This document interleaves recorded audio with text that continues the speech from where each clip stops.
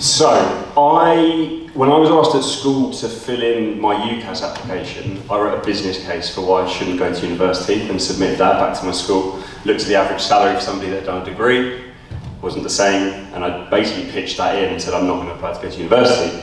From there, I got a contract to go play professional rugby in New Zealand, so I did that for 2 years when I finished school.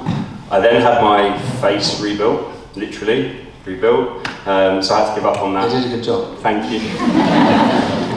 So I get people that say that, and I get people that know travellers that say I'll be put in for scrap when I die, so thank you.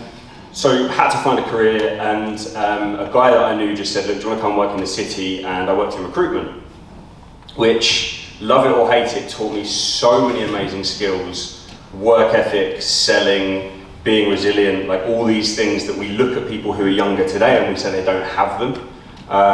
It's absolutely not true, by the way. I just think the lazy bosses aren't looking for it.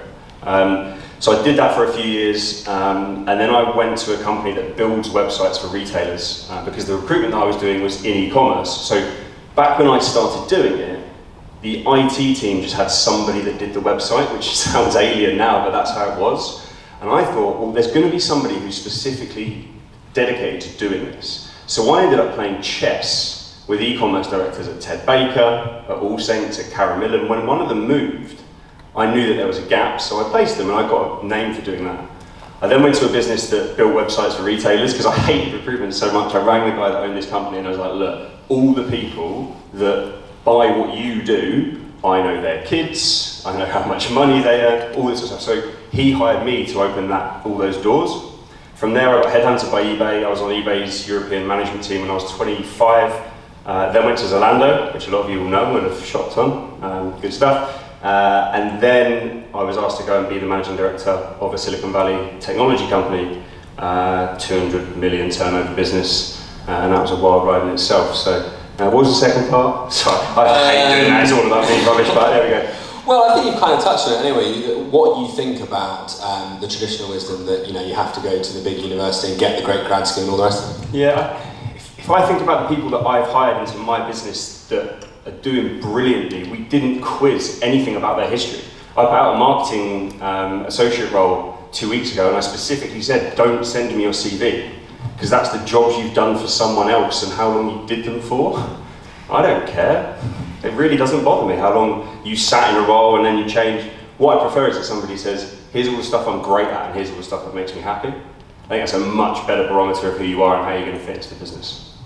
Love that, and it touches on, it leads us quite nearly into the next section, which is, look, I am actually quite jealous of you. You have always known that you were not the one for the corporate job, for sitting in the office all day, and knowing that and having that clarity at the start is something, as I say, I'm very jealous of. But I think that's where some people struggle, and that's why I want to bring Grace and Townley in here, because I want to look at the idea of finding or trying to achieve a sense of purpose through the prism of making difficult decisions, because I think that's what it comes down to so often. And I know, for instance, so Grace, at various junctures throughout your career, you have made difficult decisions. So after university, rather than going down what would have been seen as the sensible, traditional corporate route, you decided to lean into the social media influencing side of things, and then made an equally as difficult decision to go into entrepreneurship with all of the risks, the stresses, the strains that come, especially when taking on venture funding. So run us through the thought process behind making those decisions. So I would say that a lot of the time there wasn't that much of a thought process in the beginning. It was definitely more that I kind of had this view of success that had been very much drilled into me, which was success at school, success at university, then I think around me what was seen as the most successful was always people getting onto great grad schemes. And who knows if I would have gone onto one, we'll never know. But essentially I kind of kept coming back to that. I was like, yeah, what I'm doing now is good, but actually that's success for me. So in my final year at university, when I was about to launch my second business, and I already had my first business that was doing really well, and I wouldn't have needed the extra job, but in my head, that was going to be success for me. So in my head, I needed to show to myself that I could get onto a grad scheme and I could do that even though I had worked for a few years before at IBM in a kind of pre-uni school leaver scheme, which is the equivalent to like a sandwich course year where you go into industry, and really hated it. But in my mind, that was success at the time. I was given a lot of credit for that at the time, for getting onto that scheme. And then after university, that to me was something that was seen as, you know, it just ticked the box. And so for me, I like ticking boxes. I was always going to try for it. And then it kind of got to a point where I was like, this doesn't make any sense at all. Why am I mean, at this stage I was really realising that I didn't want a career really in social media too, but after that anyway, which probably sounds quite counterintuitive now. But essentially at this point, in my mind, I had started my career very early at 18, just before my first year at university, when I was online, and then I'd kind of monetised that over the next few years. But I had then, you know, we wouldn't expect anyone to choose a career at 18, really, and stick to it forever. It would be very normal for you to do that and decide to do something else at like 22. So in my head, I'd set myself on this path, and because I was on a path, I had to do the thing that equaled success for that path for it to be successful. And actually in my head, I then kind of realised pretty quickly at the end of university that if I was going to be going full time, I didn't want to be doing that with social media. So then decided to make the decision to put all of the money from that and take a big risk and decide to be in the office every day, which sounds like the most stupid decision. And some days I really think it is the most stupid decision because I'm thinking like, I'm gonna be on a beach. I'm not on a beach. I'm in an office, but I get the fulfillment every day that I don't think I was getting from that, even if it's like a dream job in someone's head.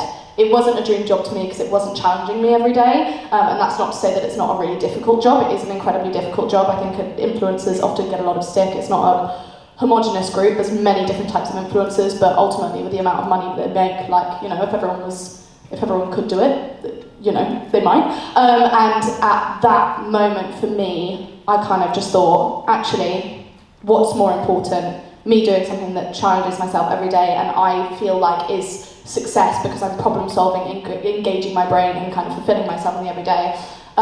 So yeah, decided to kind of change from there and took a violent break from social media for a long time, which my poor manager, so sad. But has been really, really good for kind of me and also for my career in terms of working out that success for me hasn't necessarily been about success for, you know, what that would look like on my path, and instead is kind of success in the everyday in terms of fulfillment and doing what makes me happy and challenges me. I love that. The word fulfillment, I think, was the key, right? That was the one that was behind it all. So, Tammy, you equally have made, I assume, a very difficult decision. Your story probably resonates with quite a few in here, actually, that you had a very successful corporate career with a very successful side hustle. And I assume there came a tipping point at which you just felt the decision needed to be made. So tell us about maybe how you came to that decision and how you felt making it.